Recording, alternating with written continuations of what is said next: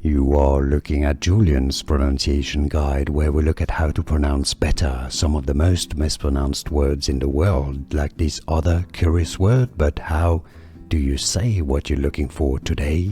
We are looking at how to pronounce the name of this desert located in Chile, South America. We'll be looking at how to say more interesting names from over there as well, so make sure to stay tuned to the channel. So, in Spanish, which is, I guess the original pronunciation, this is said as Atacama.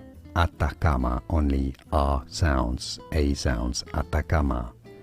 Now, in British English, this is often pronounced as Atacama, Atacama, stress on that third syllable. In American English, it is generally said as Atacama, Atacama Desert, all of which is from Spanish, Atacama, Atacama. Here are more videos on how to pronounce more confusing words and names too many mispronounced. Like this video if you found it useful. I appreciate your support. I'll see you soon and thanks for watching.